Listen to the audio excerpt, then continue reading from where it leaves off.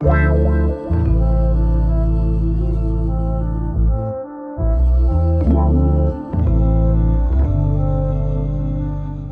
buenos días, bienvenidos, bienvenidas a todos a este evento. Muchísimas gracias por estar aquí. No nos vemos las caras, sabemos que estáis al otro lado, pero al menos vamos a disfrutar de esta jornada, ya sabéis, enmarcada en los actos de celebración del Día del Medio Ambiente, que es mañana, viernes, día 5 de junio. En un año extraño, la verdad. Acabamos de vivir un episodio histórico, trágico, que desde luego ha condicionado nuestro pasado, está condicionando nuestro presente y amenaza nuestro futuro. Pero desgraciadamente no es la única de nuestras amenazas. Hoy, con este evento que organiza la Fundación Canal, no nos queremos olvidar del cambio climático, una de nuestras amenazas más serias de cara al futuro. Quiero dar las gracias a la Fundación Canal, no solo por la celebración de este evento en un momento histórico como en el que estamos, sino también por toda la serie de actos que ha ido celebrando durante las últimas semanas, meses, años, con foros en las que realmente se intenta plantear soluciones para mitigar los posibles efectos del cambio climático. Pues precisamente con este evento que organizamos hoy queremos hablar de lo importante, sobre todo, que es la modelización, anticiparnos a la jugada y poder así mitigar los efectos de este posible cambio climático. Os comento algunas cosas prácticas para todos los que queráis participar a través de las redes sociales en este evento. Os invito a que a través del hashtag Día Mundial del Medio Ambiente también podamos participar, insisto, a través de las redes sociales, de la cuenta de Twitter de Fundación Canal. También ahí encontraréis muchísima más información. Enseguida os cuento cómo podréis plantear las preguntas a los ponentes, pero sin más dilación, yo lo que quiero es escuchar a nuestros expertos y sobre todo para que nos hablen de cambio climático y cómo podemos gestionar, por ejemplo, qué hacer con el uso del agua. Por eso tenemos con nosotros a Marta Soriano, que es subdirectora de Planificación de Recursos Hídricos y Abastecimiento del Canal de Isabel II. Y Marta, queríamos que nos contaras, claro, ¿por qué es tan importante pues, anticipar los fenómenos hidrológicos extremos ante el cambio climático? Cuando quieras. Muy bien. Muchas gracias, Jaco, por la presentación. Buenos días a todos. En primer lugar, quería agradecer a Fundación Canal el que haya permitido que me haya invitado a hacer esta presentación inicial de este estudio. En esta breve introducción, simplemente lo que voy a contar es cómo surgió por parte de Canal pues, la necesidad de realizar efectivamente este tipo de estudios, ¿no? Que nos ayuden a conocer los eventos hidrológicos extremos y a profundizar en el cambio climático.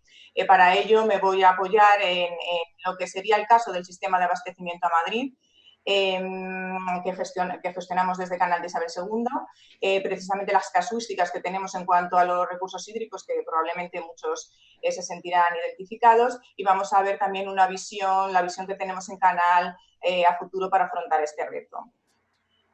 Para ello, pues bueno, vamos a ver un poco cuál es digamos, las características de estos recursos hídricos para gestionar el abastecimiento a Canal de Isabel II y la Comunidad de Madrid. Recibimos las aportaciones de 7 ríos de la Sierra Madrileña, pero estos tienen un régimen hidrológico que se caracteriza principalmente porque tienen una fuerte irregularidad temporal en su distribución, ¿no? Tenemos tanto anual como interanual, marcados periodos de estiaje y sequías. Entonces, esto lo podemos ver claramente en las dos figuras que aparecen en la diapositiva. En la figura de la izquierda, ustedes pueden ver pues, lo que sería un año medio. En él podemos ver cómo en los años, en los periodos secos, en verano, pues como ven ustedes, solamente están entrando unos caudales del entorno de 1 a 2 metros cúbicos por segundo en todos los embalses que tenemos en Canal, que son 13. Sin embargo, si nos vamos ya a los periodos húmedos, como sería normalmente primavera o otoño, en este caso se retrasó, pues podemos llegar a caudales del entorno de 80-90 metros cúbicos por segundo, esto en un año medio. Hemos llegado a tener avenidas de hasta 300 metros por segundo. Para que ustedes tengan un orden de magnitud, el caudal medio del consumo diario en la región es de unos 16 metros cúbicos por segundo. En cuanto a la irregularidad interanual, pues también se da claramente, y la podemos ver en esta otra diapositiva, en toda la serie histórica que tenemos de unos 105 años, desde 1913. Hemos tenido el año máximo en el que hemos podido recoger una aportación anual de hasta 1.738 metros cúbicos, mientras que ha habido años, como el año mínimo, en el que simplemente hemos podido recoger 222 hectómetros cúbicos. Esta diapositiva yo creo que representa más claramente lo que es esa irregularidad interanual que tenemos en nuestros recursos. En ella lo que hemos representado es todas las aportaciones anuales desde el año 1913 y hemos tratado de caracterizar de una forma sencilla lo que serían los periodos de sequía, simplemente marcando una línea que representa la mediana de esta serie histórica. En ella hemos señalado aquellos años cuyas aportaciones han sido menores de esta mediana y hemos resaltado en colores aquellos grupos de años mayor de 1 en el que se han dado ciclos con aportaciones menores a la mediana, ¿no? Y podemos ver claramente cómo tenemos un régimen de aportaciones en el que tenemos marcados periodos húmedos, marcados periodos secos, pero que además la frecuencia de la presentación de estos ciclos hiperanuales secos es mayor a partir de lo que denominamos la serie corta a partir del año 1980, en los 38 últimos años. Aquí vemos que se da muchísima mayor frecuencia de ciclos secos e incluso aquella que hemos tenido con mayor duración, aquí tenemos una clasificación de las duraciones, de hasta 6 años se ha dado en estos últimos años, ¿no? Aquí estamos ya viendo unas claras tendencias con los datos observados, al igual que si, por ejemplo, calculamos la media de la serie histórica larga, desde 1913, los 105 años, y la comparamos con la serie histórica, con las aportaciones medias de la serie histórica que nos da la serie corta, desde 1980, hemos tenido ya una reducción importante del entorno del 20% en estas aportaciones, ¿no? Con esto lo que quiero destacar con esta diapositiva es que claramente la importancia que tiene estos estudios de conocer cuál va a ser esa variación, esa modificación en esa ya irregularidad que tenemos nosotros en el régimen hidrológico, ¿no? Tanto interanual, porque si nosotros tenemos mayores frecuencias como estamos viendo, de ciclos secos, incluso mayores su duración, eso va a incidir directamente en la garantía de suministro. Lo mismo con la situación que tenemos en cuanto a la irregularidad anual que contábamos antes, ¿no? Si en el año esas avenidas se intensifican, es muy posible que tengamos que aumentar los resguardos que necesitamos en nuestros embalses para poder gestionar esas avenidas y disminuyamos nuestra capacidad de embalse, de almacenamiento para atender a nuestras demandas y por lo tanto también incide directamente en la garantía de suministro. De ahí, como decía, la importancia de anticiparnos y de conocer lo que va a ocurrir con el cambio climático y con estos estudios sobre la variabilidad de este régimen hidrológico. Ante esta situación de irregularidades en nuestro sistema, ¿cómo hacemos, ¿no?, para dar el abastecimiento de más de 6 millones de habitantes? ¿No? Para que tengan una idea, estamos en el entorno de unos 500 hectómetros cúbicos anuales de demanda a satisfacer. Pues contamos con unas infraestructuras, lógicamente 13 embalses de regulación, tenemos una capacidad de unos 944 hectómetros cúbicos con todos ellos y el más importante es el de la Tazar, porque prácticamente es la mitad de la capacidad total que tenemos de almacenamiento en toda la región, ¿no? Además, contamos con otros recursos adicionales sobre los que recogemos, además de los que recogemos con nuestros propios, las aportaciones que recogemos con nuestros propios embalses, que son recursos que tenemos compartidos con otras cuencas, que estamos compartiendo con otros usuarios bajo unas normas de explotación que marca el organismo de cuenca y, por ejemplo, pues tenemos el ejemplo de las aguas del río Sorbe, del Alberche, del Tajuña, del Tajo, etcétera. Además, contamos con la posibilidad de aprovechar los recursos subterráneos. Tenemos 2 acuíferos con unas características totalmente distintas en cuanto a su comportamiento. Uno de ellos es el calcáreo de Torrelaguna, que está en la zona norte, y el acuífero terciario detrítico de Madrid. En total, aproximadamente podríamos tener una aportación teórica de estas aguas subterráneas de unos 100 hectómetros cúbicos, lo que pasa que es una reserva estratégica. La utilizamos especialmente para los periodos de sequía y siempre asegurando la sostenibilidad ambiental de nuestro acuífero. Con todo esto, como ven, tenemos un sistema muy robusto para hacer frente a estas irregularidades y este régimen que contamos en el sistema de abastecimiento a Madrid. Tenemos garantizada, por supuesto, la demanda actual y está prevista en el Plan Hidrológico de Cuenca, pero nosotros queremos ir más allá, ¿qué va a pasar a largo plazo, ¿no? Entonces, más allá de este horizonte de planificación. Entonces, para ello, nos hemos planteado un plan estratégico con una proyección a 2030, donde tratamos de estructurar y organizar estas acciones a futuro de dónde queremos dirigirnos y, por supuesto, como no puede ser de otra manera, la primera línea estratégica dentro de este plan es la de asegurar la garantía de suministro de agua ante los posibles efectos del cambio climático. Para ello vamos a apostar por cuestiones fundamentales, como hemos hecho hasta ahora, como es la de proteger, por supuesto, los recursos que tenemos, una gestión eficiente de la demanda.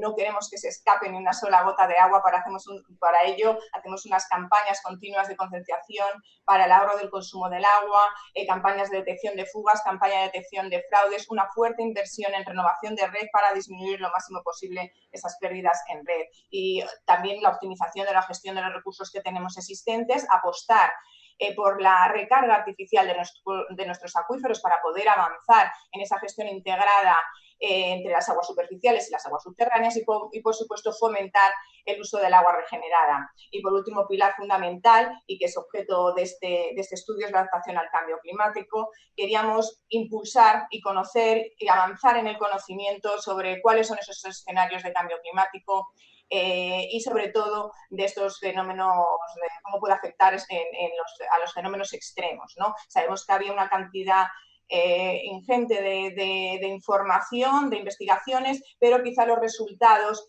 a la hora de poder ser aplicados a lo que nosotros necesitamos, hay ciertas todavía incertidumbres o dispersión, ¿no? Entonces, en ese sentido, nosotros lo que necesitamos es poder evaluar cuál es la vulnerabilidad de nuestro sistema de abastecimiento, cómo puede afectar a nuestra garantía en el suministro a futuro, cómo puede afectar también a la gestión de los riesgos de las sequías, de nuestros planes de emergencia ante sequías, e incluso a los planes de emergencia de presas, por lo que les comentaba antes, ¿no? Todo esto para poder tomar decisiones con la suficiente antelación, ¿no?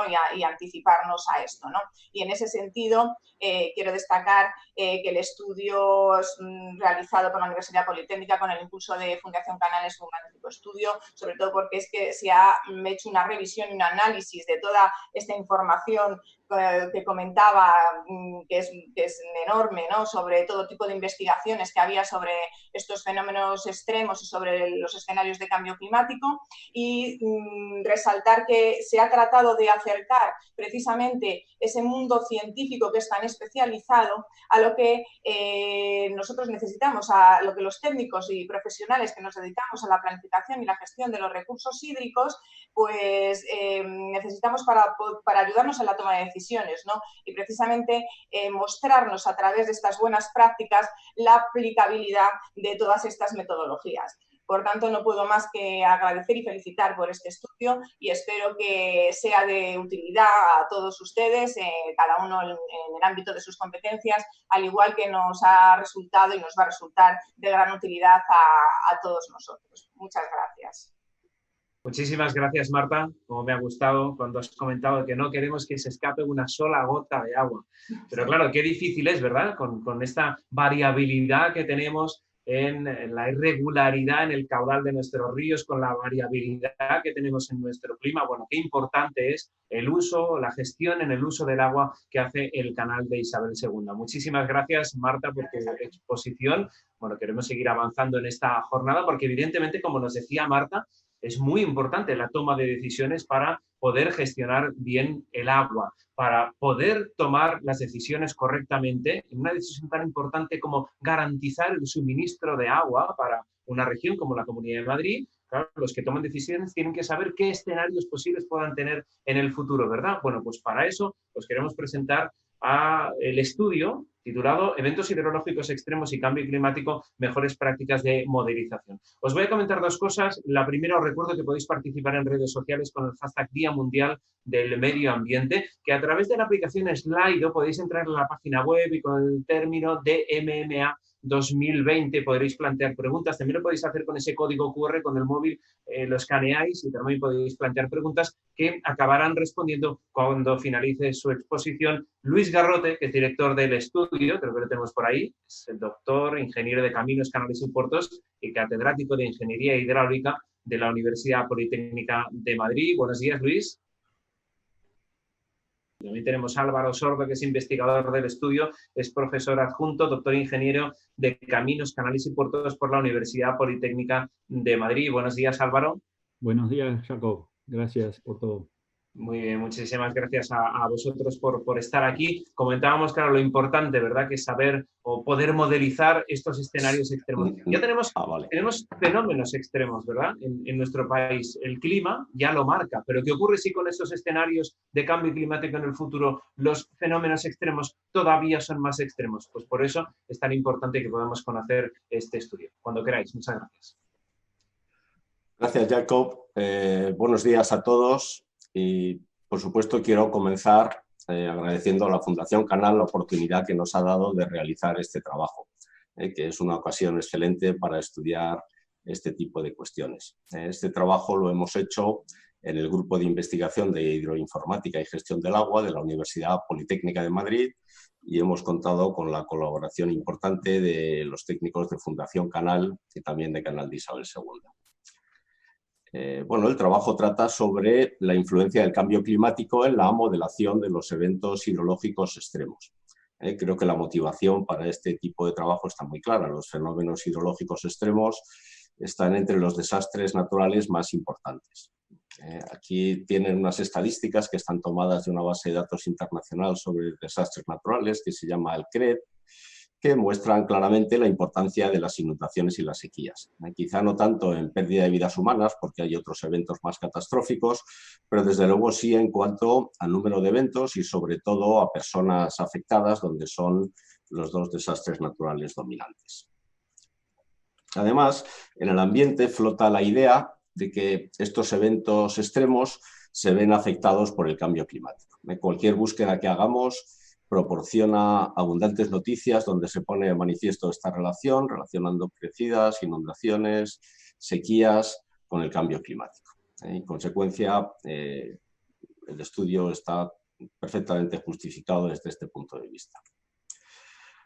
Antes de comenzar con la exposición de las prácticas, sí me gustaría reflexionar sobre la dificultad que entraña el análisis de los fenómenos hidrológicos extremos.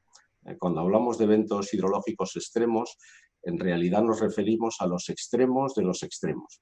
Este tipo de fenómenos se analizan con series que se denominan extremales, porque se construyen tomando de cada año su valor máximo. La serie derivada, a partir de los valores máximos anuales, es la que realmente se analiza.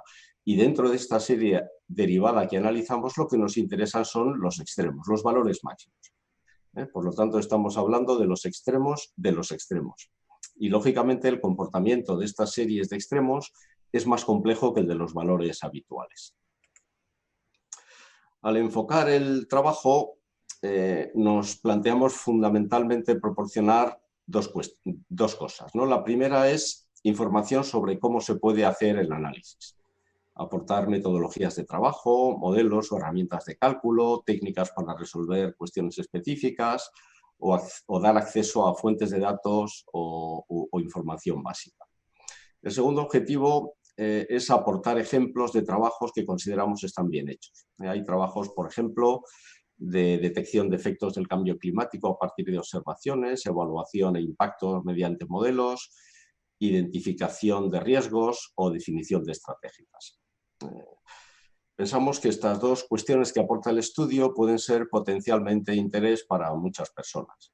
Básicamente tenemos en mente gente como Marta, que son especialistas en hidrología o gestión de recursos hídricos, que son responsables de la gestión de sistemas complejos, que por supuesto conocen perfectamente tanto su hidrología como su funcionamiento técnico, pero que a lo mejor no disponen del tiempo suficiente como para especializarse en cambio climático. Por ejemplo, en la administración, tanto la estatal como la autonómica o local, es necesario hacer planes hidrológicos de gestión del riesgo de inundación o planes de sequías que necesitan incorporar el cambio climático. También hay empresas como el Canal de Isabel II, proveedoras de servicio de abastecimiento de agua o de electricidad, que tienen que considerar el cambio climático en su planificación estratégica, como nos ha indicado Marta en su exposición. El trabajo también puede ser interesante para aquellos que prestan servicio a estos agentes, bien como proveedores de tecnología o como proveedores de asistencia técnica. La metodología que hemos empleado en el trabajo, por supuesto, como no puede ser de otra manera, se ha basado en la revisión bibliográfica. Lo que pasa es que la literatura sobre el tema es muy, muy extensa y, por supuesto, no pretendemos haber abarcado toda. Lo que hicimos fue aplicar unos criterios de búsqueda a las bases de datos bibliográficas que nos permitieron identificar pues, como unas 400 referencias que trataban de cambio climático y modelación de eventos hidrológicos extremos. De ellas seleccionamos las 150 que nos parecieron más relevantes, más interesantes e hicimos una breve reseña y las clasificamos en 4 grandes bloques temáticos y 14 categorías. A partir de esta clasificación tuvimos una serie de reuniones con los técnicos de Fundación Canal y Canal de Isabel II que nos ayudaron a identificar las buenas prácticas que podrían ser más relevantes para el trabajo. Quiero agradecer a tanto Ernesto Lluch y Miguel Ángel Riaza de Fundación Canal como a Marta Soriano y Pablo Alcocer del Canal de Isabel II su inestimable colaboración en la selección de las buenas prácticas. Al final nos quedamos con 12 prácticas que seleccionamos, que son las que vamos a presentar en la exposición siguiendo los 4 bloques temáticos principales. El primer bloque temático está integrado por estudios que se basan en análisis de los efectos del cambio climático a partir de los modelos climáticos. Se suele emplear para este tipo de estudios lo que se llama una cadena de modelación, donde se comienza con modelos de clima, tanto globales como regionales, cuyos resultados se utilizan para alimentar modelos hidrológicos de más detalle. Estos modelos se calculan para calcular el efecto en variables naturales, como por ejemplo en los caudales. Si es necesario, se añaden a continuación algunos modelos complementarios, por ejemplo, de sistemas hidráulicos, para estudiar el efecto del cambio climático ya en sistemas de interés social o económico, como por ejemplo el abastecimiento de Madrid. Dentro de este bloque, la primera práctica que hemos seleccionado es un estudio donde se analiza el impacto del cambio climático para distintos niveles de calentamiento global sobre los recursos hídricos en Europa. Este trabajo nos ha parecido interesante porque está bien alineado con la formulación actual que tienen las políticas, que normalmente se basan en tratar de impedir que el calentamiento supere unos umbrales determinados. Por lo tanto, los resultados de este trabajo son directamente relevantes para la toma de decisiones en este tipo de políticas. La segunda buena práctica es un ejemplo de estudios que muchos de ustedes pues, probablemente conocen. Se trata del análisis que realizó el Centro de Estudios Hidrográficos sobre los impactos del cambio climático en los recursos hídricos en España, que hicieron, de hecho, 2 ediciones, una en 2010 y la más reciente en 2017. Es un ejemplo del enfoque clásico de partir de proyecciones climáticas, que en este caso se utilizaron las proyecciones de AEMET, y analizar su efecto mediante un modelo hidrológico, que se utilizó en este caso un modelo que se llama SIMPA. Este estudio lo hemos seleccionado porque ofrece resultados muy interesantes de todas las variables hidrológicas básicas y también un estudio específico de sequías, tanto para el conjunto de España como para las distintas demarcaciones hidrográficas. Segundo bloque temático pretende analizar el efecto del cambio climático a partir de observaciones. Realmente se trata pues, de una tarea muy difícil porque, aunque un proceso hidrológico sea estacionario, los estimadores que nosotros empleamos para calcular sus extremos en realidad no lo son. Por eso tengo esta diapositiva donde se ve un estimador de la precipitación de 500 años de periodo de retorno calculado a partir de series estacionarias, todas ellas idénticas. O sea, todas estas series responden al mismo proceso aleatorio. Se puede ver que en las 4 imágenes de la izquierda, cuando el número de observaciones es corto, el estimador puede tener fluctuaciones importantes que a veces se pueden confundir con cambio climático, porque va oscilando. En las figuras de la derecha se ve que si las series tienen cientos de años, el estimador se estabiliza, pero realmente todavía no estamos en esa situación, aunque Marta ya tenía desde 1913 datos.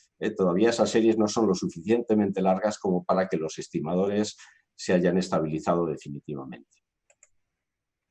Bueno, pues este reto del análisis de observaciones se afronta en estas 2 prácticas que hemos seleccionado. La primera de ellas se centra en realizar un análisis no estacionario de series a escala local, series puntuales. Por ejemplo, en el trabajo de sequías de esta práctica se estudiaron 20 ríos españoles mediante un modelo no estacionario y se emplearon como variables explicativas el tiempo, o sea, la evolución temporal directamente, y también unos índices climáticos o de regulación en la cuenca. Esta práctica tiene como aspecto interesante una técnica que se denomina GAM-LSS, que es una técnica para hacer este tipo de análisis no estacionario en función de covariables explicativas. En la segunda práctica de este bloque temático, el enfoque, el centro de atención se centra sobre el análisis a escala regional. En lugar de analizar valores puntuales, pues se analizan valores de toda una región para encontrar patrones de comportamiento. Por ejemplo, hemos seleccionado un estudio muy interesante donde se analiza cómo ha variado el instante en el que ocurren las crecidas en toda Europa a lo largo del tiempo, que es lo que está representado en la figura, en la evolución del momento en el que se producen las crecidas. Se trata de un estudio en el que han colaborado muchos investigadores de distintos países y que han logrado reunir una base de datos muy interesante de más de 4.000 ríos de Europa con series largas. Bueno, el tercer bloque temático está dedicado a las técnicas específicas para acometer las tareas que surgen en la cadena de modelación. Por ejemplo, normalmente el primer paso de toda actividad de modelación es comparar lo que dice nuestro modelo con la realidad, con las observaciones. Y al hacer esta actividad con los modelos climáticos, se suele detectar que los resultados de los modelos no coinciden con las observaciones. Por lo que surge la necesidad de hacer una actividad que se llama la corrección del sesgo de estos modelos. Si pasamos ya al análisis de eventos de las situaciones futuras, pues la situación se complica, porque se suelen combinar distintos escenarios de emisiones de gases de efecto invernadero, modelos climáticos y modelos hidrológicos. El proceso es bastante complejo. De esta fase pues hemos seleccionado 3 tareas importantes: la reducción de escala, que se utiliza para pasar de los modelos climáticos a los modelos hidrológicos, el análisis de incertidumbre para gestionar la diversidad de resultados que se suelen obtener y el análisis de riesgo para intentar ayudar a los tomadores de decisión. La primera práctica de este bloque trata de la reducción de escala, que es la técnica que consiste en transformar los resultados de los modelos climáticos que se obtienen a baja resolución para proporcionar las variables de alta resolución que necesitan los modelos de impacto como los modelos hidrológicos. Este es un tema controvertido en el que la comunidad científica realmente no ha sido capaz de ponerse de acuerdo sobre cuál es el mejor método a emplear. Hay distintas facciones, distintos grupos que apoyan unas técnicas u otras. Por eso, en lugar de ilustrar esta tarea con un único ejemplo, hemos preferido tomar como referencia un artículo de revisión de literatura donde se presentan y se comparan los distintos tipos de métodos que hay. La siguiente práctica es en realidad un complemento de la anterior, porque es una propuesta de un árbol de decisión para seleccionar el método de reducción de escala más apropiado para un problema complejo. O sea, uno tiene un problema práctico determinado y se ofrece un marco que guía a un usuario sobre el proceso de selección del método de escala más apropiado. Es el resultado de un proyecto europeo que se llama Value y pensamos que este marco de validación es un instrumento muy interesante para guiarnos en la tarea difícil de elegir el método de reducción de escala. La siguiente tarea dentro de estas buenas prácticas es la corrección de sesgo, que se trata de compensar el desajuste entre los resultados de los modelos climáticos que se obtienen en el periodo histórico y las observaciones.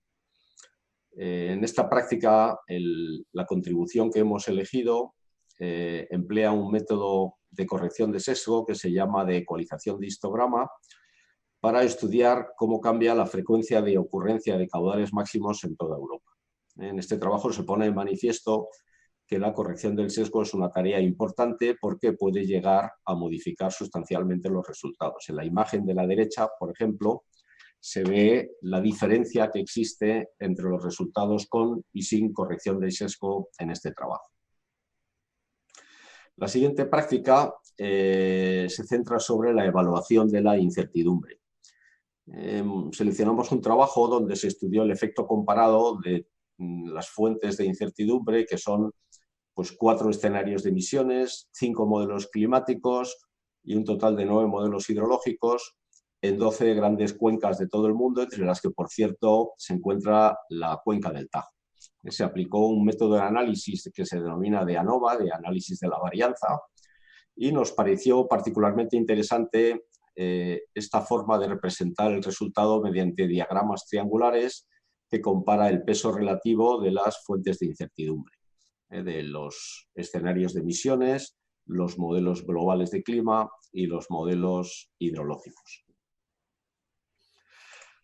Bueno, ahora pasamos al análisis de riesgo, en la que el centro de atención es el tomador de decisión. En los ejemplos que hemos elegido se aplica una técnica que se llama de escalado de decisión, que consiste en analizar primero el riesgo que tiene un sistema para determinar cuál sería la modificación climática que lo llevaría a unas condiciones que resultan inaceptables y, por lo tanto, requieren de algún tipo de intervención. O sea que en lugar de estudiar el cambio climático como actividad inicial, lo que se estudia primero es el sistema. Para analizar el sistema, pues suele ser necesario emplear modelos estocásticos de simulación, porque las series climáticas suelen ser muy cortas. Entonces, en este tipo de análisis se determina cuáles serían las perturbaciones climáticas del sistema que lo sacarían de su zona de confort y, por lo tanto, requerirían de hacer algún tipo de actuación de corrección. Finalmente, la última práctica de este bloque es una utilidad quizá de poca trascendencia, pero que a veces puede resultar pues bastante útil para resolver un problema específico, y que es el siguiente.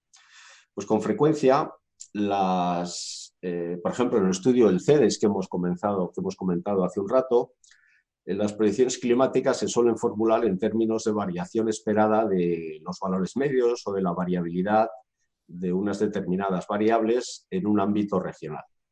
Pero los estudios no proporcionan las series temporales de detalle que realmente se necesitan para realizar análisis técnicos específicos. Mediante este procedimiento de perturbación, lo que se puede hacer es tomar una serie temporal, por ejemplo, la serie de aportaciones a escala mensual, y conseguir a partir de ella otra serie tomada a partir de esa misma serie inicial, pero que tenga una media, un coeficiente de variación o una estacionalidad diferente.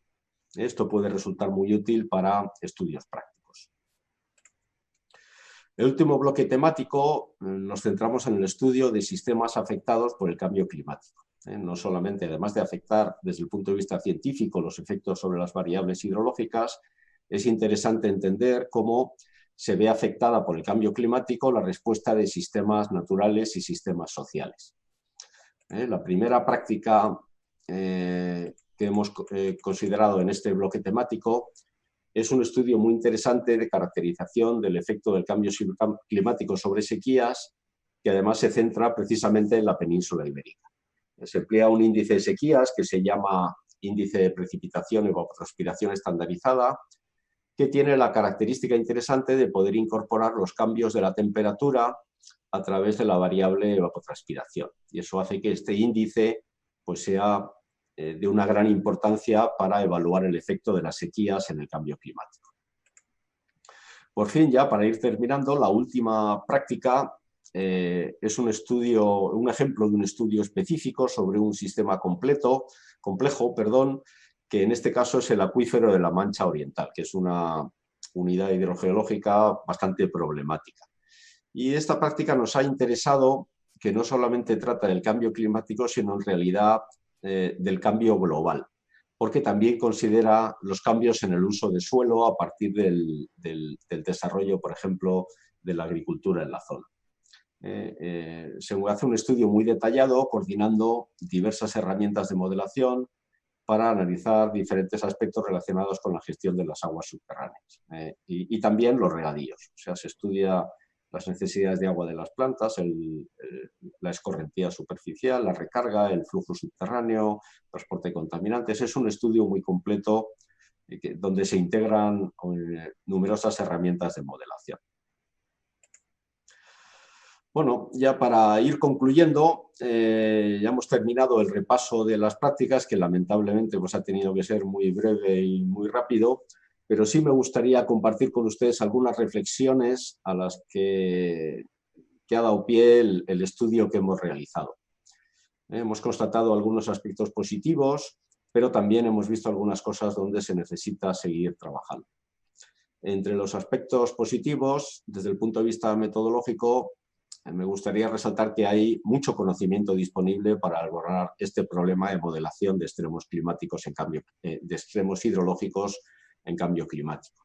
Hay técnicas específicas para desarrollar las cuestiones importantes y en realidad es posible que el problema no sea tanto la falta o la escasez de métodos como su abundancia, lo que nos obliga a seleccionar los más apropiados, y no es una tarea fácil. Desde el punto de vista operativo, hay muchas fuentes de información que son importantes. También hay un gran número de modelos y utilidades de uso libre que se pueden aplicar para resolver problemas concretos. También es positivo que en España disponemos de proyecciones climáticas específicas, tanto las que ha realizado AEMET como las que ha realizado el Centro de Estudios Hidrográficos del CEDEX.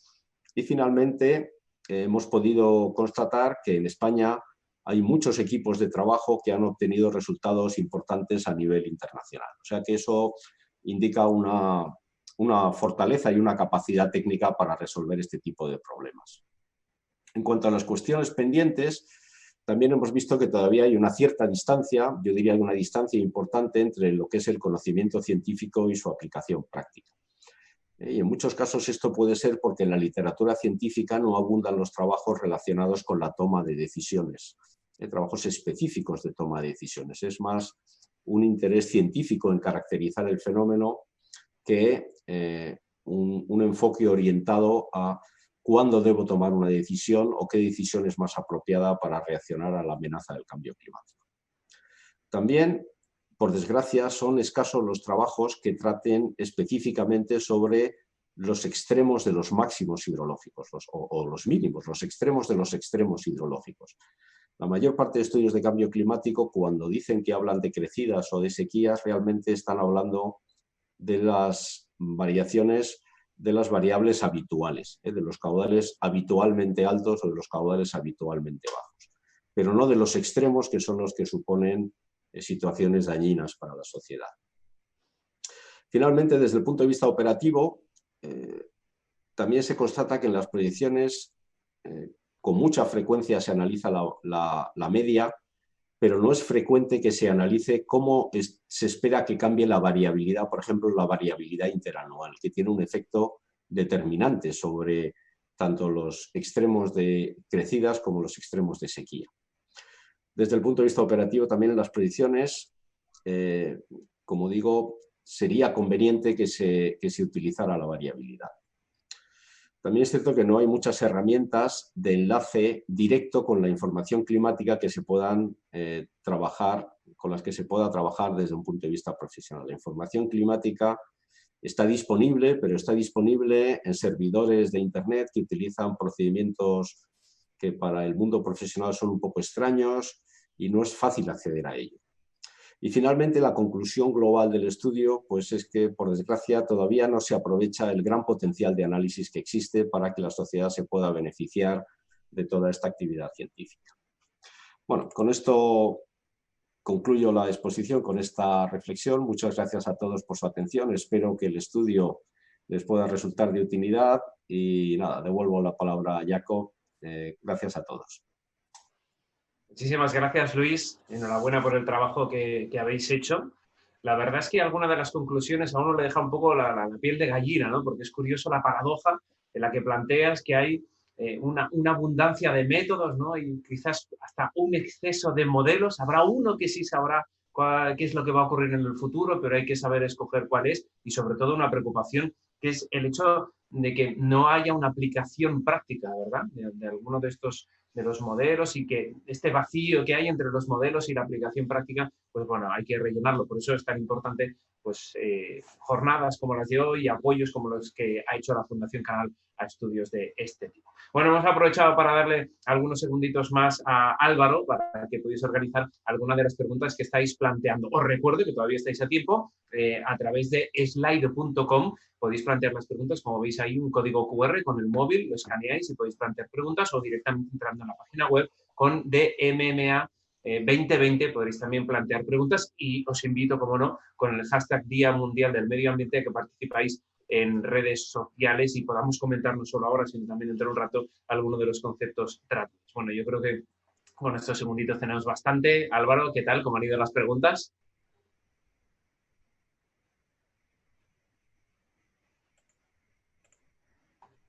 No sé si te escuchamos, Álvaro. Quizás tenemos el micro cerrado. A lo mejor lo podemos solucionar. A ver.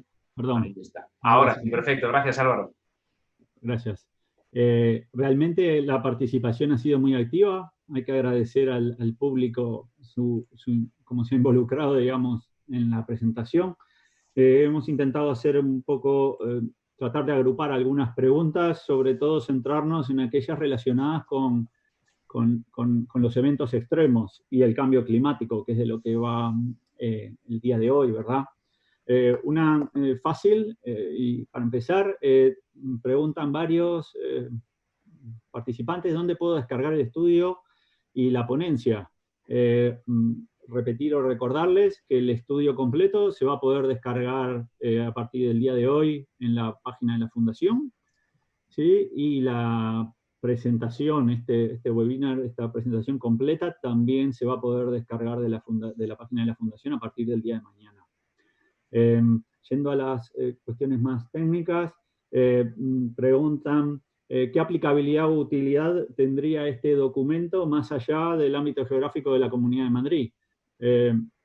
Recordar que desde el principio la Fundación Canal puso énfasis en intentar que el estudio fuera lo más abarcativo posible, ¿sí? Y a la hora de seleccionar prácticas se trató de buscar un equilibrio entre técnicas que abarcan, digamos, un ámbito mundial, continental, nacional y local. Y en aquellas técnicas que metodológicamente había una variación grande, ya sea si se enfocara desde un punto de vista local o regional, se tomaron más de una técnica para poder cubrir más esa generalidad, ¿verdad? O sea, y después un elemento importante es que este estudio, bueno, que está en español, menos del 2% de toda la literatura en esta temática está en español. Por lo tanto, creemos que en ese aspecto también puede contribuir al menos a la comunidad iberoamericana, puede llegar a ser también interesante. Otra consulta, Luis, dos preguntas en uno. Una es, ¿cómo se podría reducir la brecha entre el conocimiento científico y la aplicación técnica, que tanto Marta como tú has mencionado? Y atado a eso, ¿qué prácticas crees que parecen más interesantes para incorporar en el corto plazo respecto al cambio climático en los planes hidrológicos? Y ya como la última, sí, también el tema que han mencionado varios participantes, el interés sobre también en la consideración del agua subterránea, de los acuíferos. No, bueno, gracias Álvaro, son varias preguntas a la vez. La primera, con relación a esa distancia que hay entre conocimiento científico y su aplicación técnica, realmente es un problema complejo, ¿no? En parte, uno de los problemas que tenemos, y en España es quizá más acusado que en el resto del mundo, es que gran parte de la financiación de la investigación suele venir en convocatorias públicas. Entonces son los propios investigadores los que proponen los temas en los que trabajar, y eso hace que nos interesemos más por cuestiones científicas que por cuestiones de utilidad práctica, que a lo mejor pues, tienen menos potencial, por ejemplo, para hacer publicaciones en revistas científicas.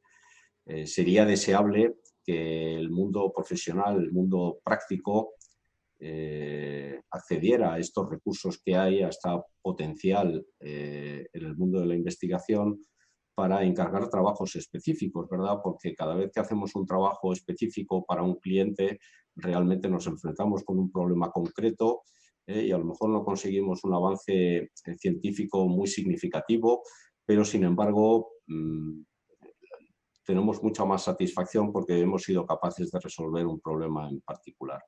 Entonces yo desde aquí sí me gustaría instar a todos aquellos que tienen responsabilidades de gestión y que tienen la responsabilidad de incorporar el cambio climático en su actividad habitual, pues que consideren la posibilidad de iniciar actividad en este sentido y de solicitar la colaboración de la comunidad científica. Por otra parte, prácticas que pueden resultar más interesantes. Claro, de todas las que hemos visto, hemos querido cubrir un abanico muy amplio que tuviera en cuenta los distintos aspectos que se reflejan en la literatura científica y no todas ellas son igual de importantes, ¿no? Yo creo que hay un aspecto muy importante que es la corrección del sesgo. Ahora mismo, en el mundo hidrológico, el principal problema para poder dar un buen apoyo a los tomadores de decisión es la corrección del sesgo de las variables climáticas. Porque desde el punto de vista de temperatura, los modelos climáticos funcionan muy bien, pero ya cuando entran en precipitación se trata de una variable mucho más compleja que a la escala a la que trabajan los modelos pues no se puede resolver bien y por lo tanto tiene un sesgo importante. Resolver bien esa corrección de sesgo sería un paso interesante. La segunda práctica que me gustaría resaltar son aquellas que están relacionadas con la toma de decisión, con el análisis de riesgo. Ahora hay muchísima información, muchísima investigación sobre cambio climático, proyecciones, escenarios climáticos, pero hay muchísimo menos sobre toma de decisiones. Yo creo que las prácticas que están orientadas a la toma de decisión son las más útiles desde el punto de vista de los gestores de sistemas, porque te permiten establecer incluso umbrales de activación de medidas en función de cómo vaya evolucionando la situación climática. Yo creo que esas son las prácticas más interesantes. Gracias, Luis. Otra pregunta más concreta. ¿Cómo cree que podría tener en cuenta toda esta incertidumbre que hay con la cantidad de modelos climáticos, ¿sí?, en llevarlo a tierra en los planes hidrológicos? Bueno, la planificación hidrológica realmente, tal y como está concebida en la Directiva Marco del Agua, es una planificación cíclica cada 6 años, de manera que el cambio climático no tiene por qué jugar un papel importante, por lo menos en la relación de medidas, lo que se llama el programa de medidas inmediata que hay que aplicar en los próximos 6 años de trabajo. Pero sí lo es muy importante en la planificación estratégica, la planificación a medio y largo plazo. El problema del cambio climático es que hay una incertidumbre importantísima, ¿verdad? Eso lo reconoce todo el mundo, hasta el punto de que es mayor la incertidumbre en algunos casos que proporcionan los modelos climáticos en el mismo escenario de emisiones que la incertidumbre que surge al aplicar un modelo climático en distintos escenarios de emisiones. Y esto, ahora mismo, con el estado de conocimiento que hay ahora, pues no se puede resolver. No somos capaces de despejar esta incógnita que hay sobre la incertidumbre. Pero en planificación, eso no tiene por qué constituir un problema que nos paralice. Porque si ahora pensamos que tenemos incertidumbre climática de cara al futuro, imaginaos la incertidumbre que había en España cuando se hizo, por ejemplo, el plan hidrológico de Lorenzo Pardo en los años 30, donde no había prácticamente datos, no había conocimiento de nada. El clima cambia, el clima cambiará, puede cambiar, los recursos hídricos un 10, un 5%, pero la sociedad cambia muchísimo más que el clima. La situación de España hace 40 años era completamente distinta a la que tenemos ahora. España en 1980 no tiene mucho que ver con España de 2020. Y ya no digamos si hablamos España 1940. O sea que si vemos los horizontes de proyección en los que se materializa la incertidumbre climática, son horizontes temporales muy largos, pero eso no tiene por qué paralizar al planificador, al tomador de decisiones. Tiene que estar acostumbrado a gestionar esa incertidumbre, siempre se ha hecho así, es simplemente lo que se suele hacer cuando estamos en una situación incierta es adoptar medidas que sean adecuadas en un rango amplio de escenarios de evolución del clima e identificar umbrales a partir de los cuales se considere que resulta necesario activar determinado tipo de medidas. Ok, gracias Luis. Bueno, se nos está acabando el tiempo. De repente la última, que es bastante reiterada, la consulta que algo ya mencionaste del tema de corrección de sesgos.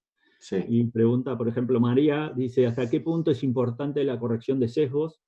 ¿Se puede tener utilidad con resultados sin corrección de sesgos que valoran cambios previstos futuros?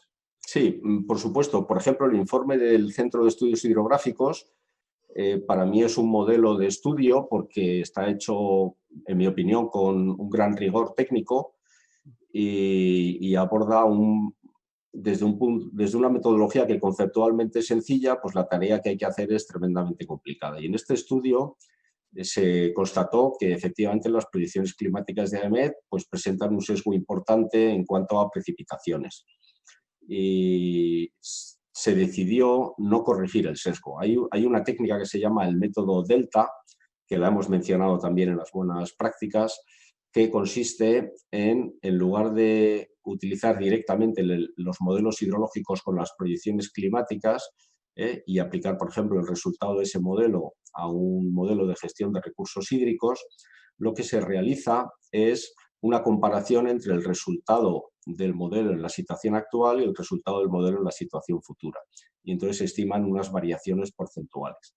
En principio, eso es un buen punto de partida para trabajar, en la pregunta que tenía María, aunque también es cierto que los fenómenos hidrológicos tienen una cierta componente de no linealidad, lo cual hace que si estamos simulando con un sistema que tiene un sesgo, o sea, que tiene, por ejemplo, más o menos precipitación de la correcta, la respuesta del sistema sea ligeramente diferente.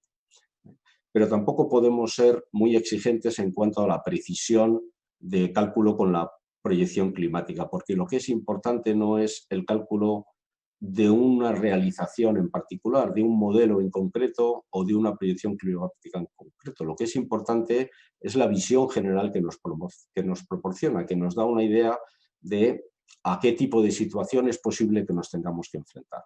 Por lo tanto, la respuesta es que, aunque la corrección de sesgo es importante, es una tarea muy complicada, es laboriosa, técnicamente es bastante compleja y en algunos estudios sencillos, pues a lo mejor es más fácil utilizar el método Delta que entrar a hacer una corrección de sesgo que requiere de muchísima información. Luego, y ya con esto acabo, la corrección de sesgo también tiene para algunos investigadores, entre comillas, mala prensa. ¿Por qué?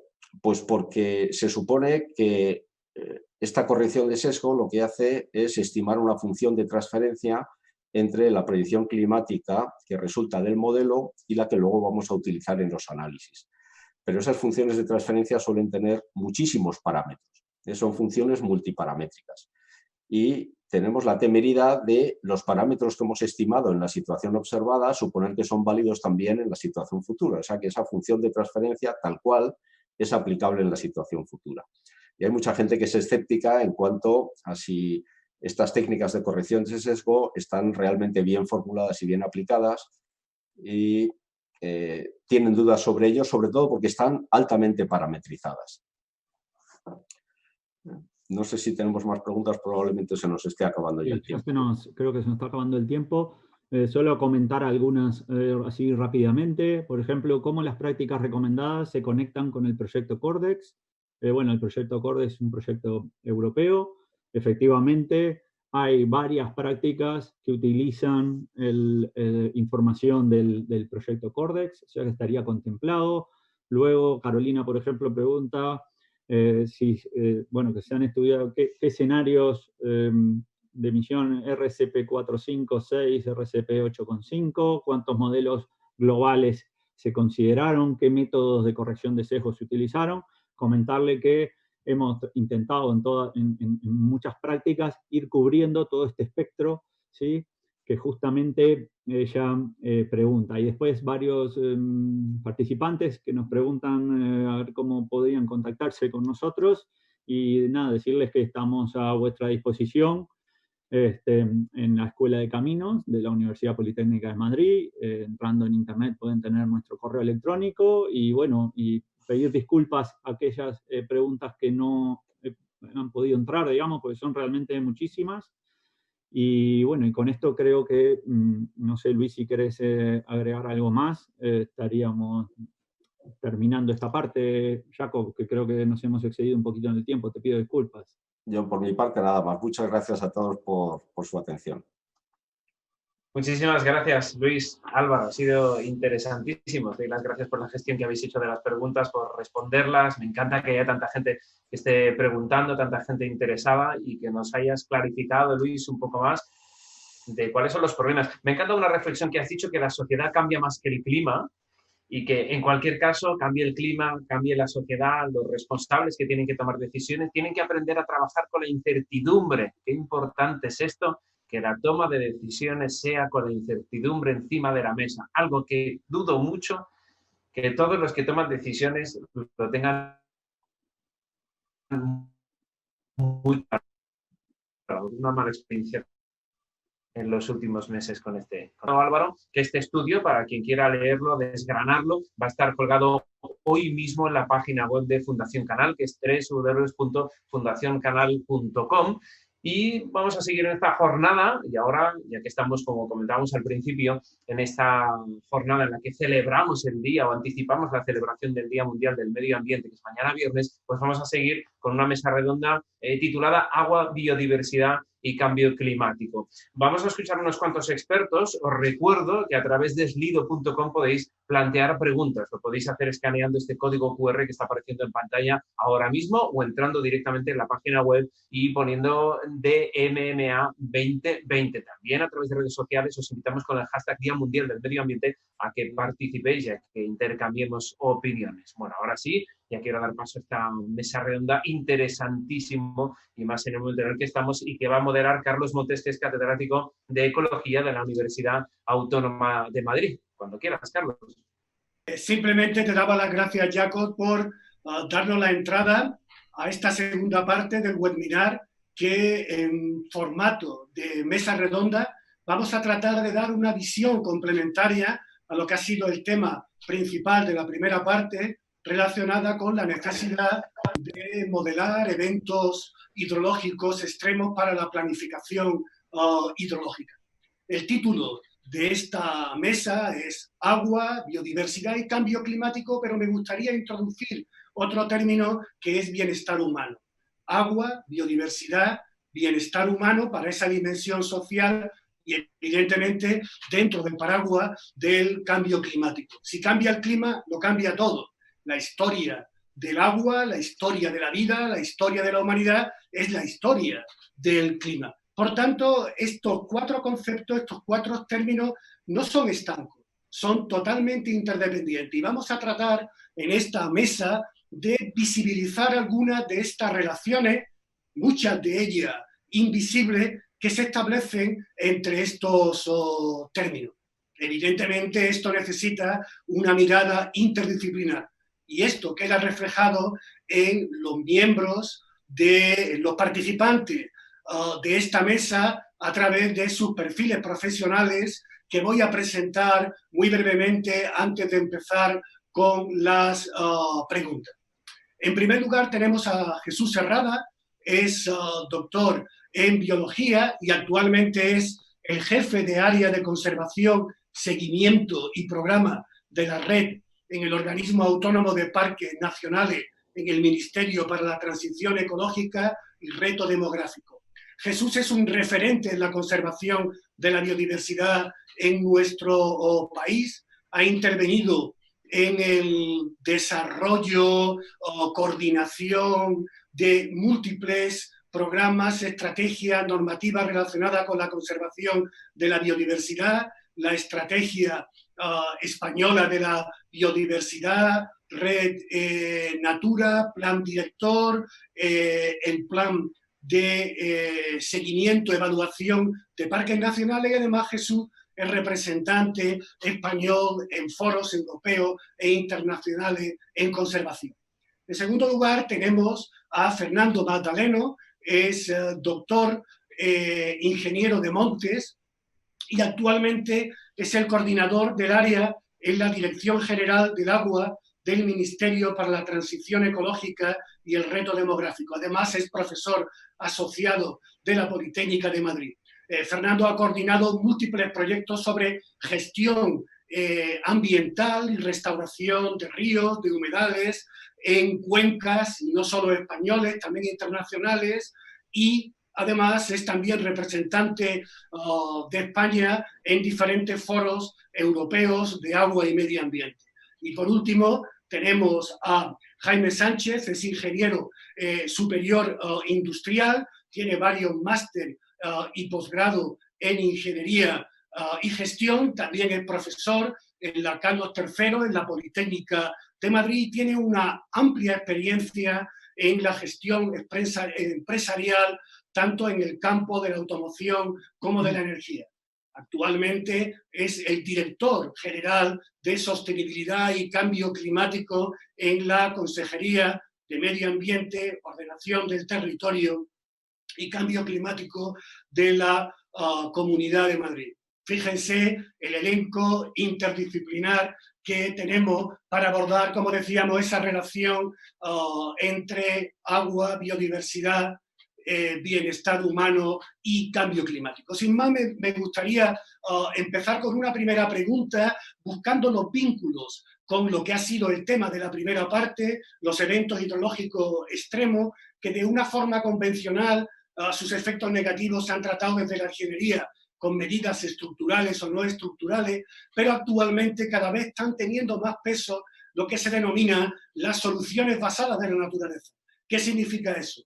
El papel fundamental que juegan los ecosistemas funcionales y su biodiversidad, que a través de los servicios ambientales que generan puede ayudarnos a gestionar los desafíos de la humanidad, y entre ellos esos impactos no deseados del cambio climático inducido.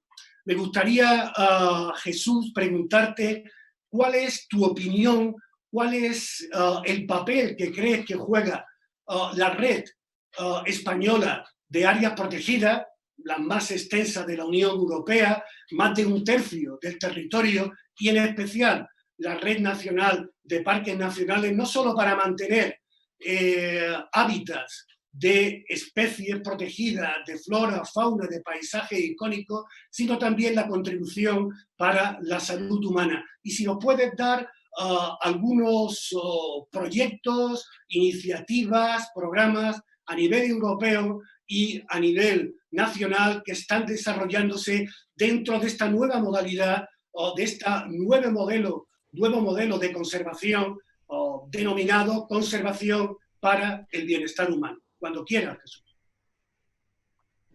Muy bien, pues buenos días. Muchas gracias, Carlos, por esta introducción.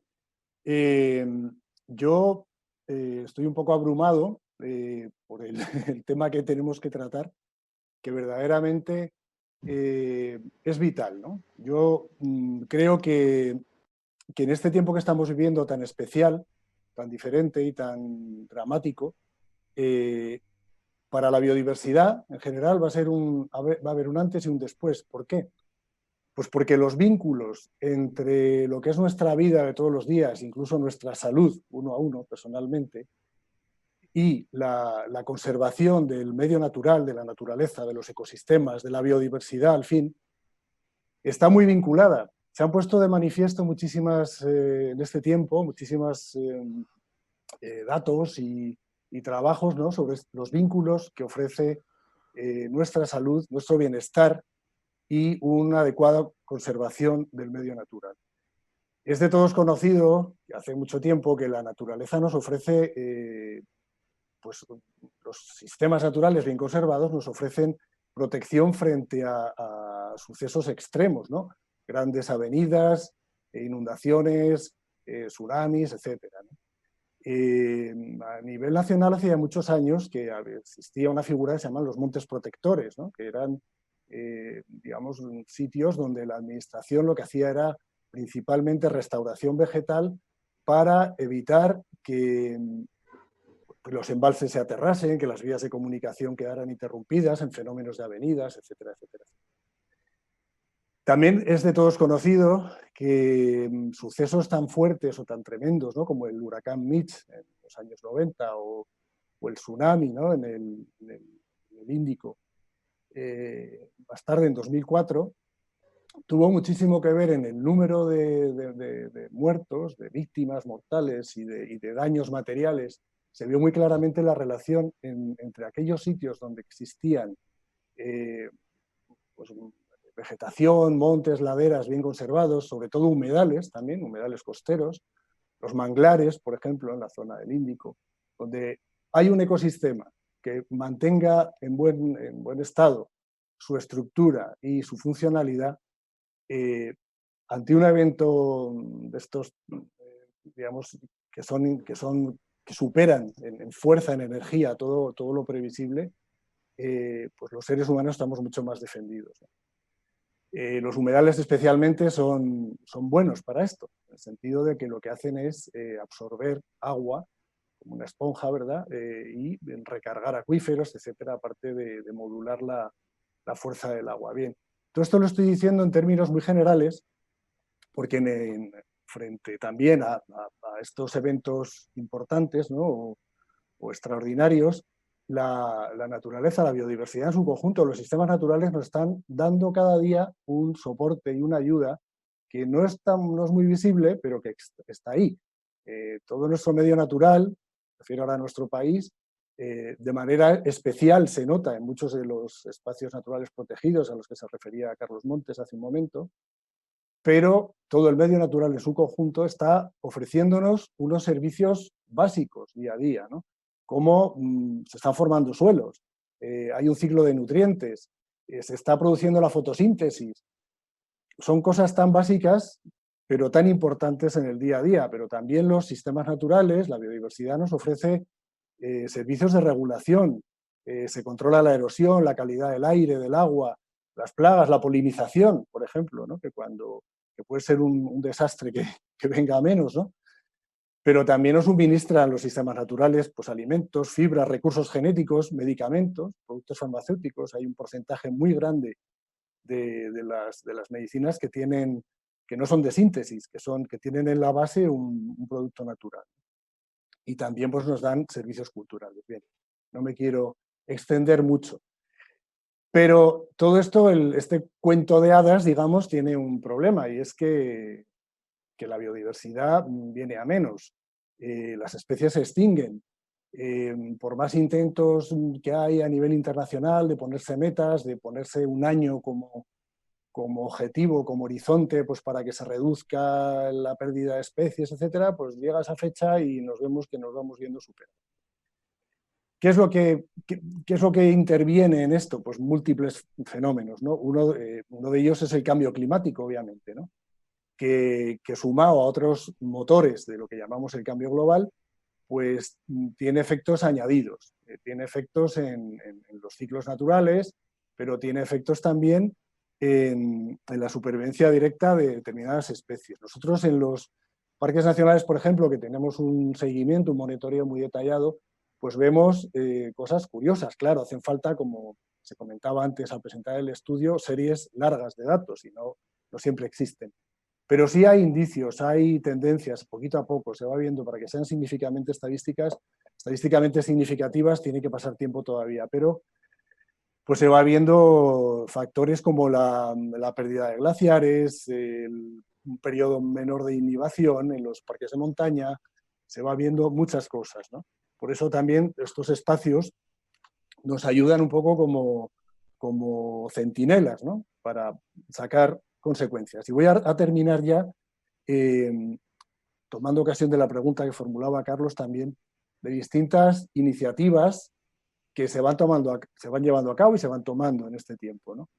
Es obvio que ahora, después de lo que estamos pasando con la COVID-19, decía al principio que se ha puesto muy de manifiesto la necesidad que tenemos de unos sistemas naturales bien conservados para preservar nuestra salud, porque hay un vínculo muy directo, ¿no?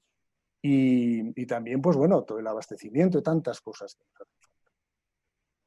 A nivel europeo se acaba de publicar una estrategia de biodiversidad que tiene el horizonte del año 2030 y donde se apuesta por potenciar los espacios protegidos, pero también por la restauración.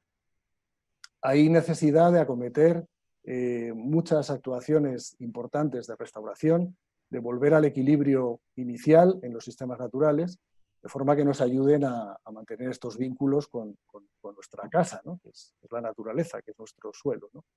Hay también, y en tema de cambio climático, una iniciativa muy importante que es el segundo Plan Nacional de Adaptación al Cambio Climático, porque nuestra defensa no es solo la mitigación, es decir, el conseguir que poco a poco se emitan menos gases de efecto invernadero, sino también y sobre todo el adaptarnos, la adaptación al cambio climático. El medio natural necesita, y poquito a poco va viendo ya, la ciencia va aportando conocimiento para poder realizar esto de una manera objetiva, de una manera, bueno, pues equilibrada, ¿no?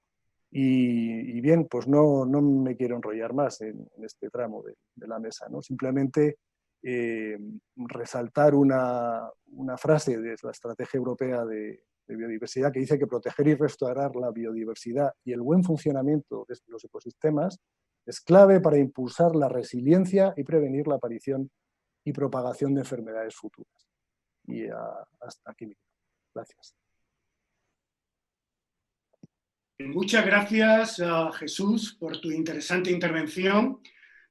La segunda pregunta me gustaría hacérsela a Fernando. Está claro que en esta exploración, en esta, digamos, búsqueda de tratar de visibilizar esas interrelaciones, muchas de ellas ocultas entre agua, biodiversidad, bienestar y cambio climático, es necesario, digamos, territorializarlas. Es necesario mirarlas en el territorio. ¿En qué sentido? De sobra es conocido que los cambios de uso del suelo insostenible van a potenciar eventos hidrológicos extremos, como puedan ser las sequías o puedan ser el caso de las inundaciones.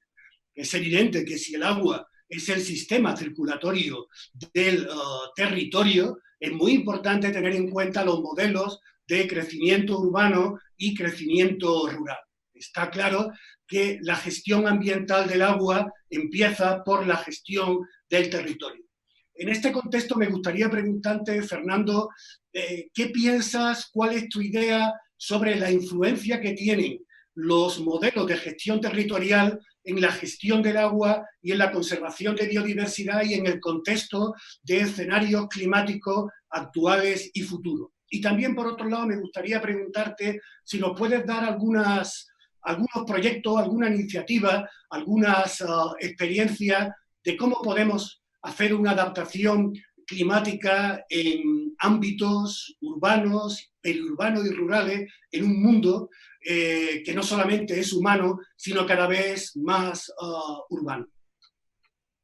Muchas gracias, Carlos, por la pregunta, a la Fundación Canal también, por supuesto, por la invitación para estar aquí hoy y un placer compartir con todos vosotros esta mesa redonda. Sin duda para mí, la interacción que se ha descrito en esta sesión entre agua, diversidad biológica, bienestar humano y cambio climático es esencial. Esa interpretación, ese conocimiento de las relaciones entre esos términos y conceptos es fundamental para entender el mundo en el que vivimos y para una mejor adaptación a los escenarios climáticos y de cambio global a los que nos enfrentamos en los siguientes años. Pero la pieza clave, la pieza que realmente hilvana todos esos elementos es el territorio, es el medio en el que vivimos, es donde nos desarrollamos como especie humana y la manera en la que gestionamos ese territorio va a ser la que al final va a modular el impacto de los cambios climáticos en nuestro bienestar y en los servicios que la naturaleza proporciona a la sociedad. El territorio es un elemento dinámico, no es un elemento estático. Los humanos somos capaces de modular lo que pasa a nuestro alrededor mediante los cambios que ejercemos sobre el uso del suelo, incluso sobre las dinámicas en los diferentes gradientes, como decías tú antes, rurales, periurbanos, urbanos, continentales, litorales. Todo es parte de un gran sistema, todos son piezas que están completamente interrelacionadas y, por tanto, como se sabe desde hace ya años, cualquier movimiento, cualquier acción que ejercemos en una parte del sistema, al final repercute en el conjunto del sistema a través del resto de componentes que lo integran. Por eso es esencial pensar desde el conocimiento, mejorando el conocimiento, con trabajos como el que ha presentado hoy el equipo de Luis Garrote, pero proyectando ese conocimiento en la acción. Necesitamos acción, hay que actuar. No podemos ya justificar la inacción en una incertidumbre grande, que va a ser siempre algo normal en nuestra vida y que tenemos que saber realmente hacer una gobernanza de esa incertidumbre, pero tenemos que actuar sin más excusas porque hay capacidad para hacerlo, hay conocimiento y se sabe ya en España también cómo podemos avanzar en esa línea. Es para ello preciso evidentemente, una acción decidida de todas las administraciones, con una colaboración franca entre todas ellas, pero también que la sociedad se involucre. No podemos pensar en que esto es un ejercicio solamente de la administración o de los partenariados público-privados, que son también esenciales, sino que hay que explicar a la población qué tenemos en este momento en nuestras manos, cómo manejamos el territorio y qué puede hacer cada uno en su ámbito de sectorial, por sectores, de planificación del agua, para poder mejorar las cosas. Y en este ámbito, lo que entiendo es que hay que también,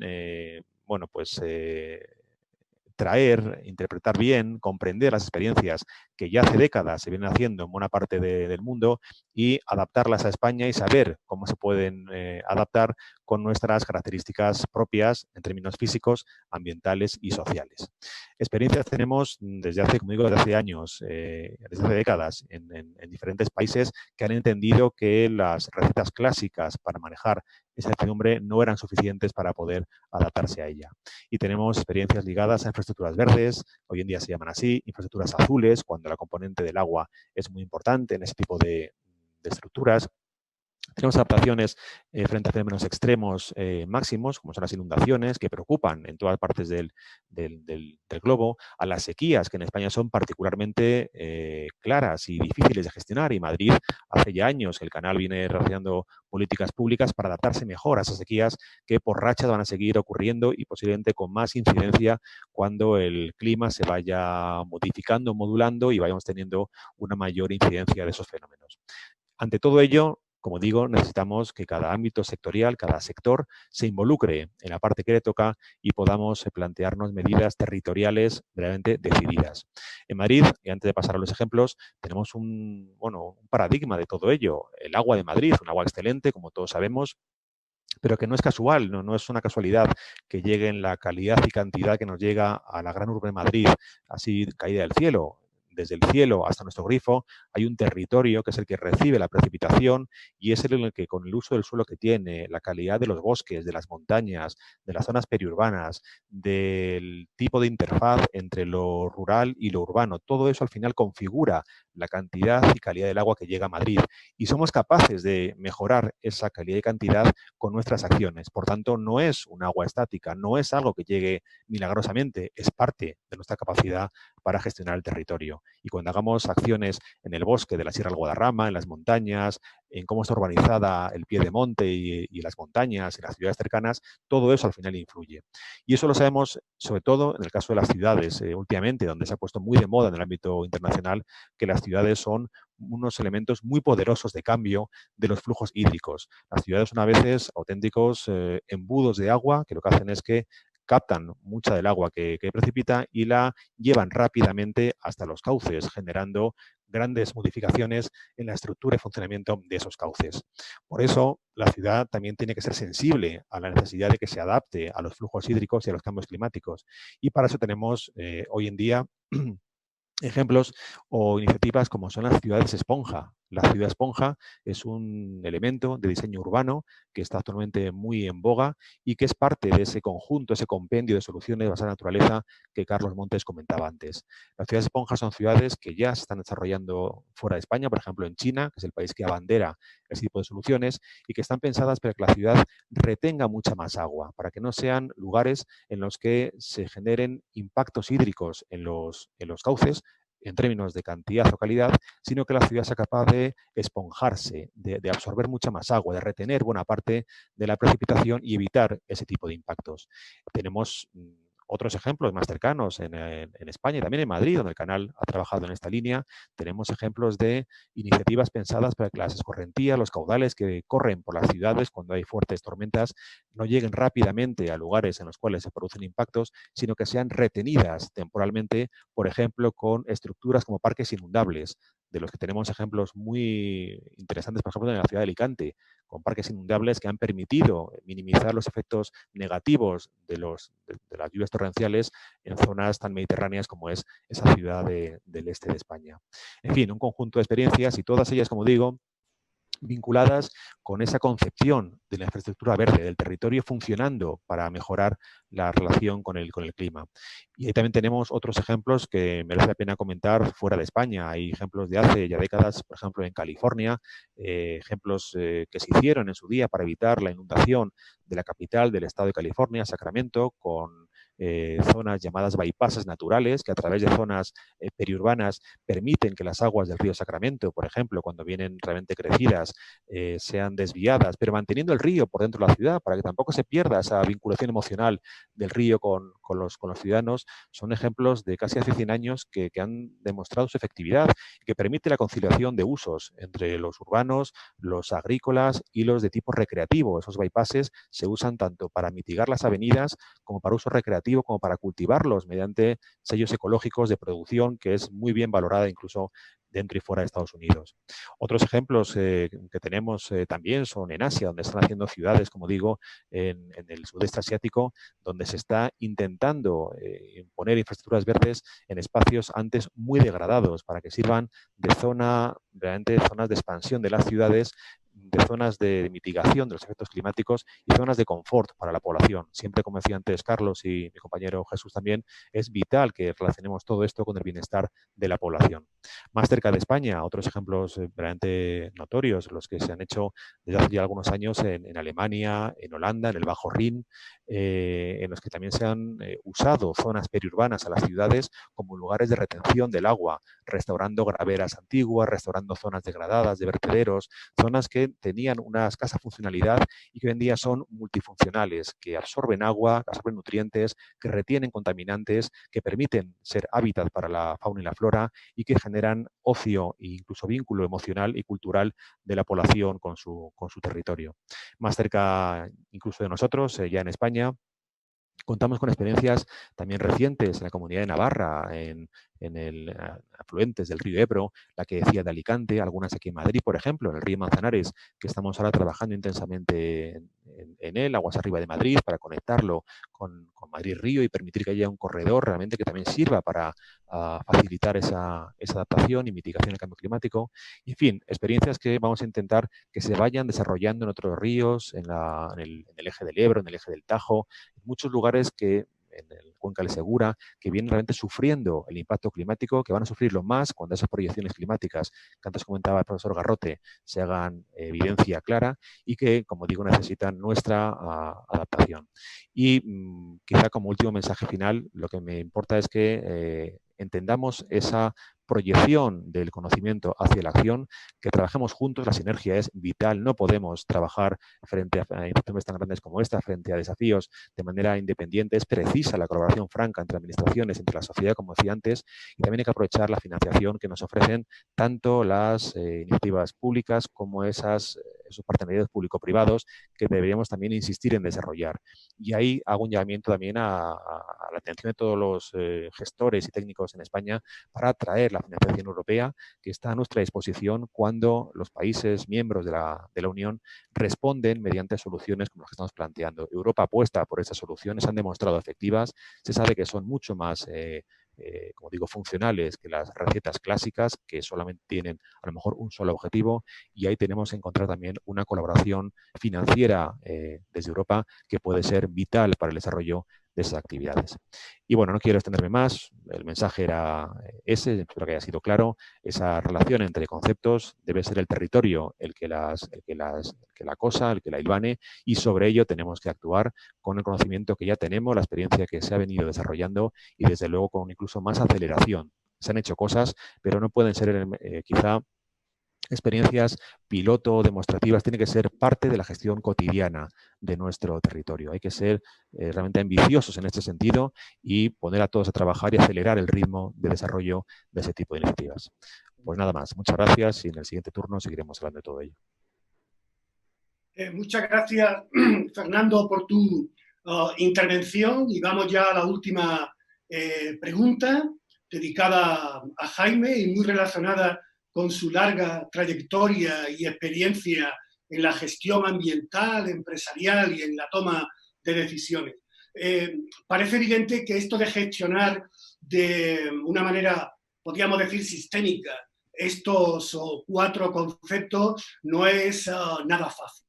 Y esto implicaría la necesidad de que deberíamos de ambientalizar las políticas sectoriales que tengan incidencia en el territorio. Pero claro, resulta un problema, que es que muchas de estas políticas están dispersadas en diferentes administraciones a diferentes escalas. Esto implica la necesidad de buscar sinergias positivas entre, por un lado, el mundo académico, el mundo del conocimiento, la importancia de tomar decisiones lo más robustas posible con el mejor conocimiento científico disponible. Lo hemos visto en el estudio que se ha presentado en la primera parte, para en el mundo de la toma de decisiones poder tomar esas decisiones, pero también tenemos que implicar al mundo empresarial, al mundo privado, para en último término construir bienestar social. Y evidentemente esto no es fácil. Desde tu experiencia, Jaime, en tu trayectoria profesional y actualmente como director de sostenibilidad y cambio climático, ¿cómo ves esta necesidad de buscar sinergias positivas entre diferentes administraciones y qué proyectos, qué iniciativas estáis llevando a cabo ahora mismo desde vuestra dirección general? Buenos días, Carlos. Muchas gracias y muchas gracias a la Fundación Canal por este evento tan peculiar online. Bueno, voy a intentar ser breve, Carlos, porque sé que vamos mal de tiempo. Como has comentado, no es fácil la toma de decisiones en ningún ámbito, ni empresarial ni político, pero yo creo que a día de hoy estamos mejor preparados que hace unos años. Sobre todo, se ha comentado por el resto de ponentes, incluso en algunas de las presentaciones, la importancia de la coordinación con Europa. Yo creo que la necesidad de conocimiento experto es algo inherente a la toma de decisiones a lo largo de la historia. Podemos pensar, nos podemos ir a la antigua Grecia, en la Edad Media, en la corte de Felipe II, y es algo que a día de hoy hemos redescubierto, y lo digo entre comillas.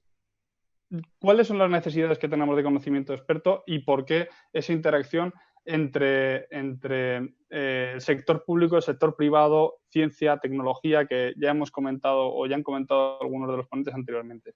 Pues en el ámbito específico del cambio climático, lo primero, se ha comentado también, es la valoración de escenarios. Es decir, tenemos que gestionar los riesgos, tenemos que identificar cuáles son las amenazas del cambio climático, pero también cuáles son las oportunidades. Y de ahí la importancia no solo de la mitigación, sino de la adaptación. Hay ejemplos de adaptación y rodeado de expertos, no quiero dar muchos ejemplos, sobre todo contigo delante, Carlos. Por ejemplo, de algunos estudios que se hacen sobre el desplazamiento de cultivo de viñedos o la implantación de nuevas plantas de energía fotovoltaica en áreas con menor precipitación de lo que tenían antes. Entonces, principal valoración de escenarios. Luego, la necesidad también se basa en la amplitud de áreas de conocimiento que son necesarias. Podemos citar algunas de ellas como economía, ecología, biología, sanidad, ingeniería, ciencias atmosféricas, transporte, urbanismo, planificación territorial, lo hemos hablado, análisis masivo de datos. Es decir, a día de hoy, una gestión como la que se pretende hacer a nivel europeo, nacional y regional, requiere de una cantidad de áreas de conocimiento que para la toma de decisiones es necesario consensuar e intentar unir.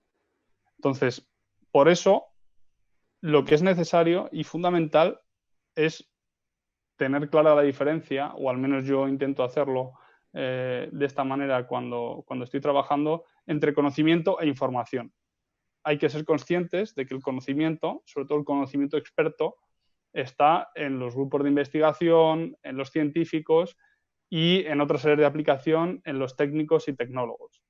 Y en base a ese conocimiento experto, nosotros como gestores debemos recopilar la información de la mejor manera posible para tomar decisiones. Es decir, al final es una responsabilidad compartida entre el propio mundo científico-técnico y el mundo, digamos, empresarial o de la administración de gestión de recursos y sobre todo en la parte de planificación. Y esta parte es fundamental. Es decir, la continuidad, independientemente de los gobiernos o del cambio de instituciones, en planes como, por ejemplo, los que planteamos en la Unión Europea, en horizontes a 2030 y a 2050, es fundamental. Y para ello, la interrelación entre los diferentes actores es crucial. Me preguntabas por ejemplos. Pues les puedo decir a los que nos están viendo, en la Comunidad de Madrid, por ejemplo, la idea que tenemos de aglutinar a diferentes sectores y colaborar con ellos es a partir de diferentes grupos de trabajo o comités.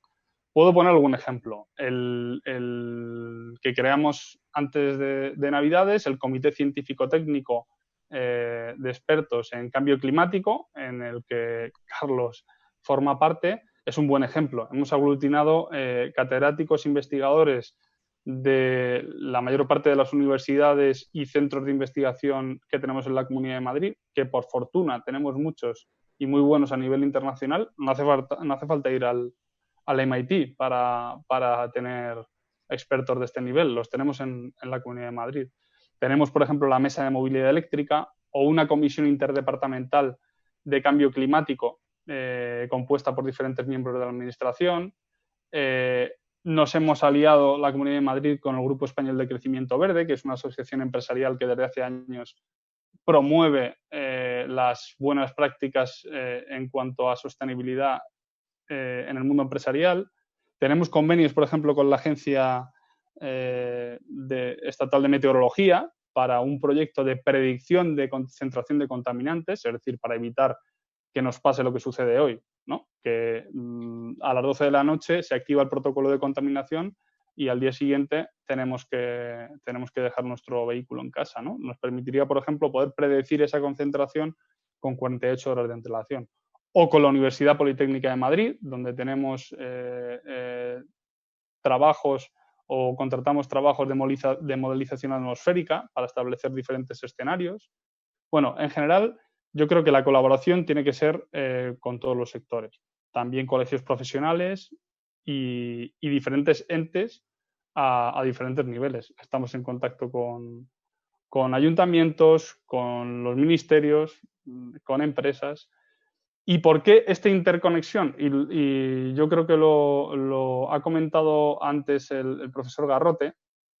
Tenemos que entender que el estudio del cambio climático a día de hoy se estudia como un sistema de sistemas, ¿no? Como un sistema global. Es decir, es un reto científico y técnico de primer nivel. En otros sectores, como el económico, se ha venido realizando, o en mi área de conocimiento, que es la ingeniería, es algo conocido desde hace décadas. Ahora se está intentando aplicar, digo ahora, desde hace unas décadas, a un modelo global. Entonces, la interconexión entre sistemas, la modelización, la diferencia entre los parámetros de los sistemas que hemos podido ver hoy, es algo que a nivel de decisión, a nivel de gestión, es muy difícil de concretar si no tienes el apoyo y la información proveniente de los verdaderos expertos, como es el caso de los ponentes que tenemos hoy. Por eso, como reflexión final, yo creo que para tener una planificación a medio y largo plazo es fundamental que la ciencia, la tecnología, la planificación y la gestión se intenten coordinar de la mejor manera posible para obtener los réditos que necesita la sociedad a día de hoy, pero también para generaciones futuras. Y no os quiero robar más tiempo, yo creo que doy el paso a Carlos y seguimos con las preguntas. Muchas gracias, Jaime, por tu interesante aportación. Pena que no tenemos mucho tiempo para que podáis interaccionar en vosotros, porque los mensajes que habéis lanzado están íntimamente relacionados, pero tal vez podemos utilizar las preguntas que han ido llegando para esta última parte de la mesa redonda. Y me gustaría haceros algunas preguntas, hago en general, cada uno la puede asumir como más o menos suya en función de su área profesional. Hay algunas concretas, otras más generales y de reflexión. Por ejemplo, hay una en la que dice que considerando que el rol del océano, el papel del océano en el clima, cómo podríamos integrar el ordenamiento del espacio marítimo o la gestión integrada de zonas costeras en la lucha contra el cambio climático. Muy interesante en esa interacción lo que es continentes, sistemas acuáticos, también esas dualidades que solemos separar y que no tienen mucho sentido. No sé si, Fernando, te gustaría abordarla. Sí, lo cierto es que sí, porque uno de los temas que más preocupan ahora mismo al Ministerio y a mí personalmente es la interacción entre el medio continental y el medio litoral. Conocemos perfectamente que el ambiente litoral, las playas, por ejemplo, en España, son el resultado, son el espejo, el reflejo de la gestión del medio continental, del medio terrestre. Y que según hagamos una u otra gestión de los ríos, por ejemplo, en términos de cantidad del agua, calidad del agua y cantidad del sedimento que ese agua debería transportar y que no está transportando justamente por esa desconexión que hemos ido imponiendo en el territorio entre los flujos que deberían atravesar por él, eso está produciendo unas alteraciones muy significativas en el frente litoral en España, con lo que eso puede conllevar tanto en términos de nuevo de vulnerabilidad climática como en términos de impacto socioeconómico y ambiental para ese tipo de entornos.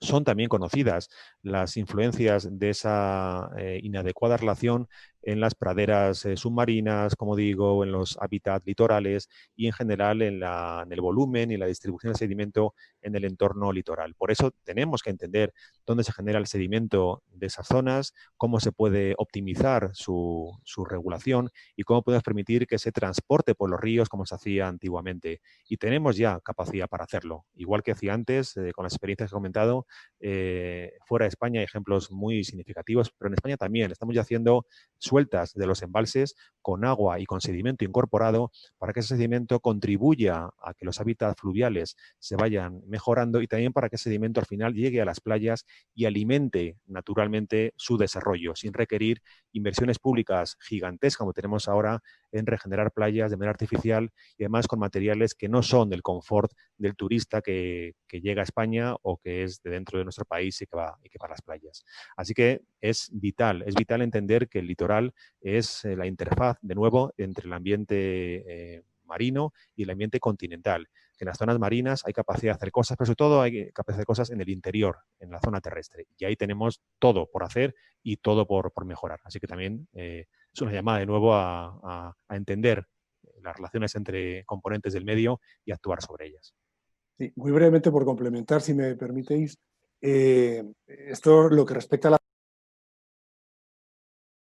Hay herramientas, instrumentos que son de mucha utilidad. Por ejemplo, yo creo que aquí en nuestro país estamos aplicando muy bien una directiva comunitaria de estrategias marinas, donde el propio ministerio, apoyado en otras entidades, sobre todo científicas, se ha caracterizado muy bien las demarcaciones marinas, las 5 demarcaciones marinas que tiene el mar territorial español, en términos de diagnosis, de conocer la biodiversidad, de hacer cartografía, ver impactos, de ver el medio socioeconómico. Y hay otra normativa comunitaria, que es la de ordenación del espacio marino, que también está contribuyendo a esto, ¿no? Y que incluye pues, un montón de actuaciones.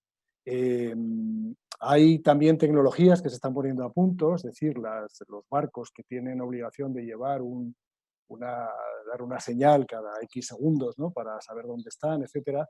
Todo ese posicionamiento de los barcos, hay modelos y hay aplicaciones que ya incluso pueden, como hay datos acumulados, pueden recoger un histórico y saber por dónde se van moviendo las embarcaciones, qué problemas por ejemplo, puede haber de colisión con cetáceos, etcétera, ¿no? Porque se conocen también, cada vez sabemos más de por dónde se mueven los grandes cetáceos marinos. Y simplemente comentar que en el año pasado se ha ampliado un parque nacional de los 2 marítimo-terrestres que tenemos en la red de parques nacionales en España, el de Cabrera, se ha aumentado en 80.000 hectáreas de medio marino abierto, ¿no? Incluyendo en escarpe y todo esto. Ya pues hay mucha investigación científica en toda esta zona, etcétera, que sí, que el mar parece que, un poco insistiendo en lo que decía mi compañero Fernando, que todo parece que no podemos saber nada, pero sí vamos pudiendo y sobre todo imbricar el mejor conocimiento y la mejor experiencia con la gestión, ¿no? Desde luego, reflexiones muy interesantes. Me quedo con este reto, con este desafío que tenemos en el futuro, ¿verdad? Gestionar esta variabilidad del clima, que puede ser todavía más acentuada con el cambio climático, y que a partir de aquí la modelización nos puede facilitar una adaptabilidad, una mitigación de los efectos, pero sobre todo importante, lo habéis dicho en esta mesa redonda, la planificación y la gestión es importantísima por parte de la administración pública para que haya una aplicación práctica de todos esos modelos y que lo que a lo mejor pueda ser una amenaza incluso pueda convertirse en una oportunidad. Bueno, creo que 12 menos 10 prácticamente tendremos que ir acabando esta jornada. Quiero dar las gracias a todos los ponentes, a los participantes en esta mesa redonda, a Carlos, no me he podido despedir de él, pero desde aquí un abrazo muy grande, y a todos los que habéis asistido a esta jornada. De verdad, gracias a la Fundación Canal por la confianza depositada para poder moderar un poco este evento. Y felicitar también a la Fundación por seguir celebrando eventos que nos sigan hablando de cambio climático. Insisto, lo hemos comentado al principio, pero yo creo que hay que remarcarlo. Sigue siendo una amenaza para nuestro futuro. Así que hay que seguir trabajando para mitigar sus posibles efectos. Hasta aquí este evento. Os damos las gracias a todos y hasta la próxima. Adiós.